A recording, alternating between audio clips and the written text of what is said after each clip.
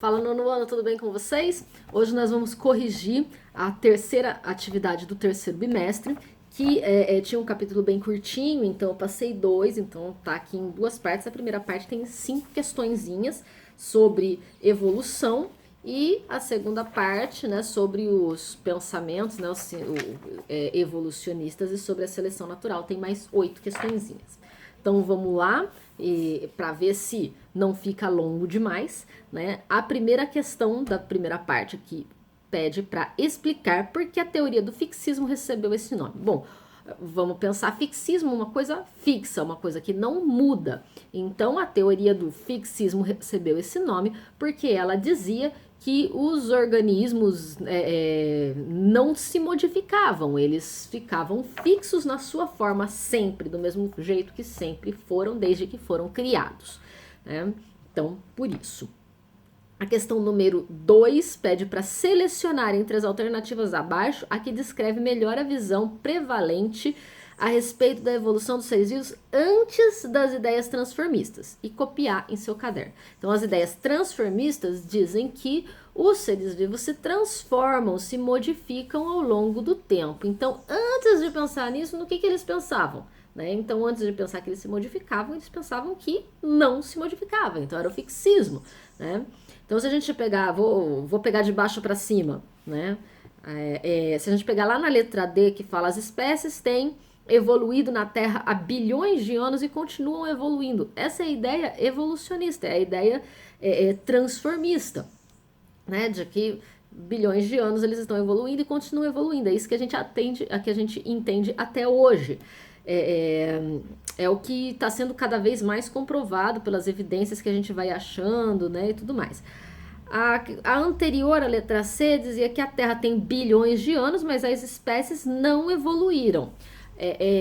A ideia de que a Terra, assim, né, o fixismo diz que as espécies não evoluem. Mas a ideia de que a Terra tem bilhões de anos é uma ideia da ciência moderna, né? Então, esse não pode ser o que tinha antes. Uma parte né, que as espécies não evoluem. Isso a gente não aceita na ciência atual. Mas a parte de que a Terra tem bilhões de anos é atual e não antes do transformismo. A letra B. As espécies evoluíram rapidamente por alguns milhões de anos até que a evolução estacionou. Bom, esse aqui não é aceito em nenhuma das teses, né? O atual, né, a ciência atual assume que a evolução é sempre constante, continua evoluindo, vai continuar evoluindo sempre de acordo com as modificações dos ambientes e que a evolução é lenta, né? Não teve essa de evoluir rápido e depois parou. Não, a evolução é lenta, sempre foi lenta, né? Alguns organismos de vida muito, muito curta conseguem evoluir mais rapidamente, mas isso é outra questão, é uma exceção aí, tá? E a letra a Terra e os seres vivos originaram-se recentemente e permaneceram inalterados. Essa seria a letra que deveria assinalar, né? Que é o que tinha antes, as ideias de antes das ideias transformistas. Era o fixismo. Uma Terra jovem se originou recentemente e permaneceram inalterados. Do jeito que foi criado, continua fixo, né? Então é a letra A. Questão número 3. O que significa a palavra evolução? Em que o conceito de evolução biológica se distingue do uso corriqueiro da palavra? Então, evolução tem uma noção de o que significa a palavra evolução, né? Evolução significa mudança, né? Significa transformação. No cotidiano, então, em que o conceito biológico se distingue, ou seja, é diferente do corriqueiro. No corriqueiro, evolução pode significar melhora. A gente fala de evolução pessoal, evolução nos estudos, evolução da tecnologia. Ela acontece rápido, ela melhora, né, naquilo que a gente, na nossa cultura, entende como melhora. No biológico, não se aplica a ideia de melhora, né? E é lento, né? Então a evolução é lenta, é a mudança física do organismo, né? Do organismo ao longo do tempo. E não significa melhora, porque o que é melhor depende do que a nossa cultura diz que é melhor.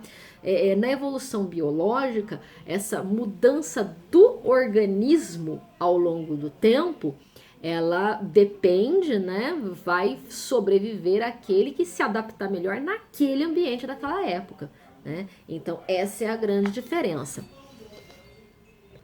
A questão número 4 diz o seguinte: imagine a seguinte situação: em uma área de floresta, há duas populações de mariposa que competem pelos mesmos recursos, elas comem a mesma coisa, vamos dizer.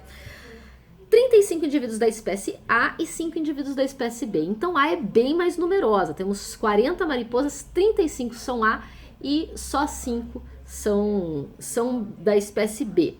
Essa proporção permaneceu constante ao longo dos anos, até que uma nova espécie de pássaro migrou para esta área no fim do ano 3. Então a gente tem aqui, ó, os gráficos mostrando 35, 35, 35, e aqui, né, no ano 1, 2 e 3, 5, 5, 5. A partir do ano 3, que apareceu essa ave, ao mesmo tempo diminuiu a população A, olha, quase sumiu, e foi aumentando, aumentando, aumentando a população B, que chegou lá para os 16 indivíduos por aí. Então, peraí, só porque apareceu o passarinho, começou a sumir o A e aumentar o B, então a presença do passarinho influenciou, né, essa ave aí. O número de mariposas ao longo dos anos está representado nos gráficos, né? Então o rosinha era da espécie A, que caiu, e o verde da espécie B, que aumentou. Com base nas informações dos gráficos, responda o que aconteceu com a distribuição das duas populações de mariposa nessa área de floresta. Isso pode indicar que houve evolução? Justifique. Então, o que aconteceu? Aconteceu que a população de A caiu e quando apareceu a ave, e a de B subiu. Isso significa que a ave que apareceu está se alimentando da mariposa A. Então ela come as mariposas A, a população dela cai, né? E aí o que acontece? A ave não come a população B, ela come só A. Então, como A cai, sobra alimento para mariposa B, por isso ela aumenta, né? Então a explicação, né, o que aconteceu com a distribuição das populações aconteceu que a mariposa A diminui sua população ao mesmo tempo que a mariposa B aumenta sua população, porque a ave começou a comer a mariposa A, sobrou mais alimento para B comer, então a B subiu. Isso indica evolução? Não. Por quê? Né? Tem que justificar. Não indica evolução porque a evolução é uma mudança do organismo e não aconteceu mudança nenhuma nos organismos. A mariposa A continuou idêntica ao que ela era, a B continuou idêntica ao que ela era, e chegou uma ave, né, que é do jeito que ela é. Então não teve mudança no organismo, por isso não teve evolução. O que teve aqui? Teve seleção natural. Por quê? Porque a partir de um novo predador, esse predador se alimentava de A e sobrava comida para B, o que significa que a mariposa B está melhor adaptada na situação com a ave do que a mariposa A. Antes a A estava melhor adaptada porque ela conseguia comer mais. Agora a B está melhor adaptada, então a B é naturalmente selecionada. Então, teve evolução? Não, porque não teve mudança no organismo. Teve sim seleção natural, porque com a presença da ave, como ela come A e não B, a B está melhor adaptada no ambiente com a ave. É isso. E a questão 5, com base em evidências fósseis e geológica de rochas, né? Aceita-se que os primeiros seres vivos a habitar a Terra tenham sido unicelulares com estrutura relativamente simples, comparáveis às bactérias atuais. Então, fósseis e geológicas. Por que geológica de rocha? Porque tem marcas nas rochas desses micro-organismos super simples parecidos com bactérias, e eles têm 3,5 bilhões de anos, né? Que foi avaliado por carbono 14 e tudo mais. Então ele continua: mesmo sem ter acesso às evidências citadas, explique se você considera plausível a hipótese de que seres unicelulares tenham surgido antes dos seres multicelulares e por quê. Então você acha que faz sentido, né? Tá, se houve evolução, né? Aí a pessoa pode falar assim: mas eu não acredito em evolução, acredito que Deus criou tudo do jeito que é e sempre foi. Tá, mas vamos então fazer de conta que a evolução existe, né? A ciência diz que sim, eu digo que sim, né? Mas eu não posso ir contra a religião de ninguém. Então, se você não acredita, faça de conta, né? que a evolução existe. Se a evolução existe, faz sentido que apareça primeiro um organismo de uma célulazinha só bem simples, para depois aparecer o ser vivo de muitas células bem complexos? A gente espera que você compreenda que se a evolução existe, este é o mais esperado. Sim, isto faz sentido. Por quê? Porque é muito mais fácil surgir uma coisa simples, que depois vai ficando cada vez elaborada, ganhando novas características e tudo mais, do que já aparecer uma coisa do nada super complexa, né? Então é isso que a gente espera que vocês tenham compreendido, que sim, porque é bem mais fácil que surja algo simples e depois ele vai ganhando novas características e ficando mais complexo do que surgir do nada uma coisa já muito complexa. Então essa era a primeira parte, os primeiros cinco capítulos, né, sobre essa parte básica da evolução. Na próxima parte tinha mais 8 questõezinhas aqui falando sobre evolucionismo e seleção natural. A questão número 1 aqui perguntava: explique com suas palavras quais eram as principais ideias de Lamarck sobre a evolução dos seres vivos. Bom, o Lamarck foi um dos primeiros caras que falou sobre evolução, então ele falou um monte de coisa que a gente já viu que não funciona, mas para a época foi um grande avanço, né? Ele teve que pensar muito, estudar muito para pensar aquilo. Então a gente pensa quais são as principais ideias dele. As principais ideias dele era que o organismo aqui ele evoluía da seguinte forma: as partes que ele usava muito se desenvolviam e as que ele não usava atrofiava, né?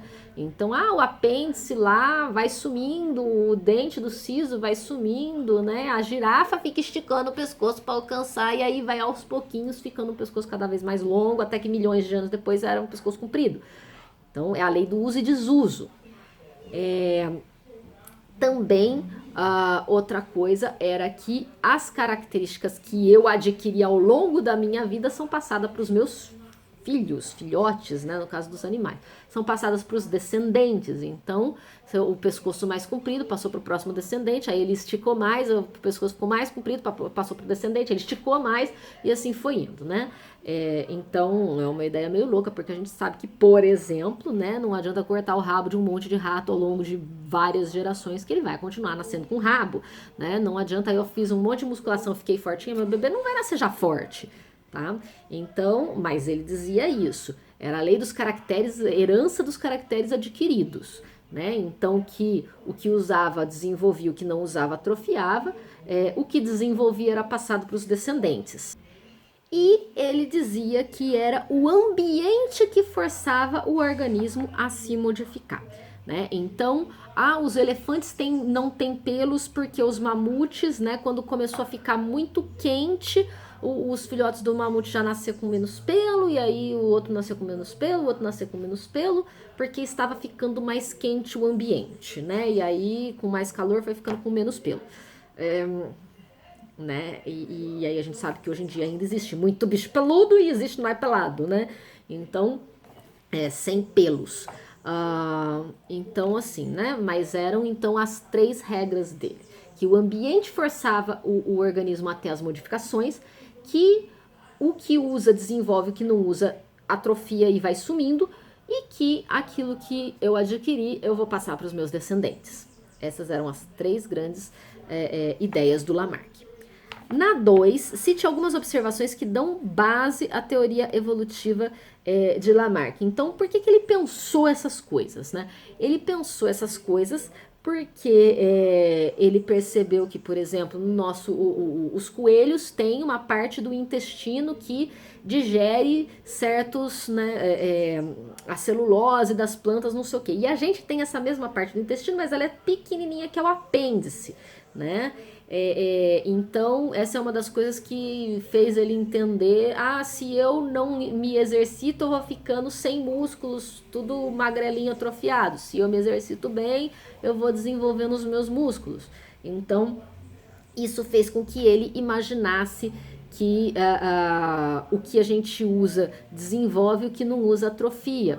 Ele percebeu os camaleões, né? Ele não sabia que o camaleão já tinha na pele dele formas, né, de distribuir a pigmentação do corpo para imitar o ambiente externo. Então, o que ele achou? Eu ponho ele no verde, ele fica verde, eu ponho ele no marrom, ele fica marrom. Então, olha só, o ambiente força o organismo a se modificar. Outra coisa que ele viu também é que as serpentes, né? Não tem perna, não tem perna, não tem perna, mas você vai ver, ela tem umas. Chama de patas vestigiais. Você vê. Tem uma foto aqui, é difícil de ver, mas a foto aqui mostra mais ou menos, né? Parece que tá saindo uns restinhos de patinha aqui. Então, porque as serpentes não usaram e aí foi atrofiando, né? Então, essas observações que fizeram o Lamarck pensar nessas leis aí, nessas 3 coisas que eu falei, né, que ele pensou. Na questão 3, a perfuração dos lóbulos das orelhas de bebê do sexo feminino, né, que vai lá, antigamente era mais comum isso, né, aí, nasceu, é menina, vai lá, fura a orelhinha e bota um brinquinho. Lóbulo é isso aqui, né. É algo comum em diversas partes do mundo. Argumente como essa prática pode ser usada como uma evidência contra a ideia de herança das características adquiridas de Lamarck. Então, como que eu posso usar o furar as orelhas das meninas para mostrar que a ideia do Lamarck de que a característica que eu adquiro ao longo da vida vai passar para o meu descendente não é verdade? Horas. Há séculos que se fura a orelha de menina, há séculos... Nossa, as civilizações passadas, até os homens também, tinha certos homens em certas culturas que usavam brinco, furavam, não sei o quê. Gerações, milênios, né? Não é nem séculos, milênios que se fura a orelha para botar brinco, não só de meninas, né? Não só nessa cultura nossa. Então, há milênios que se fura a orelha e nunca nasce nenhuma criança já com a orelha furada. Né? Igual os rabos dos ratos, corta o rabo do rato, corta, que judiação com o rato, né? Fazer essa judiação para nada, continua nascendo rato com rabo, é a mesma coisa. Então, como que isso pode ser usado para tirar essa evidência aí, né, da herança do caractere adquirido? Que por milênios se furou a orelha de todas as crianças meninas e nunca nasceu gente já com orelha furada, ponto, né? Questão número 4. Faça um breve texto explicando como que se relacionam entre si os pontos das ideias de Darwin destacadas a seguir. Então, um textinho que ligue essas 3 ideias. As espécies podem mudar ao longo do tempo, a evolução ocorre com base em modificações passadas para os descendentes e a existência da seleção natural. Então, essas 3 coisas têm que estar no texto. Bom, eu vou explicar e vocês vão fazer os textos com suas palavras baseados na minha explicação que tem esses 3 termos, né? Então, de acordo com a teoria evolucionista do Darwin, as espécies evoluem, as espécies mudam ao longo do tempo, ou seja, elas evoluem. Essa evolução, como é que ela acontece? Algumas modificações surgem aleatoriamente, por acaso, numa população, e quando essa mudança dá uma vantagem, né? Quando essa mudança dá uma vantagem para aquele organismo, para aquele grupo de organismos que tem essa mudança e essa diferença, ela vai sofrer a ação da seleção natural. Então, se ela dá uma vantagem, aquele organismo vai conseguir se adaptar melhor, ele vai se alimentar mais, ele vai ter mais energia e com isso ele vai deixar mais descendentes. Então, a evolução, né, vai passar, são essas modificações que passam para os descendentes, porque a seleção natural fez com que os que se adaptaram melhor, os que tiveram mudanças vantajosas, sobrevivessem e deixassem mais descendentes. É isso, tá? Aqui resumiu a teoria do Darwin. Na questão número 5, ele fala ali, observe o animal da fotografia abaixo e faça o que se pede. Então tem esse bichinho que parece uma cobrinha, né? E olha só, tem esse detalhezinho aqui, né? Vamos falar sobre isso. Então tá escrito aqui que isso é um lagarto, tá escrito embaixo, né? Um lagarto de cerca de 20 centímetros de comprimento. Qual das afirmações a seguir está mais relacionada ao lamarckismo e qual está mais relacionada à teoria de Darwin e Wallace? Escreva em seu caderno justificando suas escolhas. Então, A1 diz que esse animal apresenta pernas muito reduzidas, pois ele não a usa. Isso é Lamarck. Por quê? Porque a lei do uso e desuso é do Lamarck. Se você não usa, atrofia, né? Então, as patinhas muito pequenininhas do lagarto. Se você não usa, atrofia. Se você usa, desenvolve.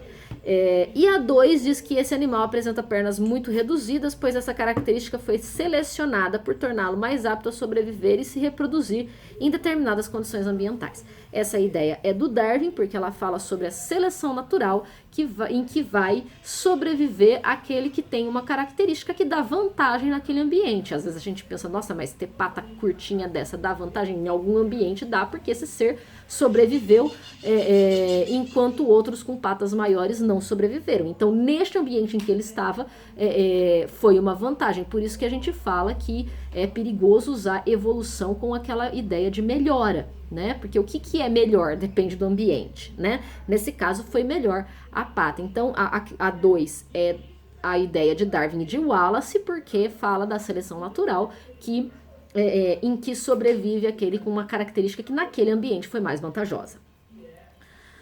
Na 6, diz que no solo de uma floresta tropical, que é coberto por folhas secas e amarronzadas, vivem 2 espécies de caracóis, uma de concha amarela e outra de concha preta.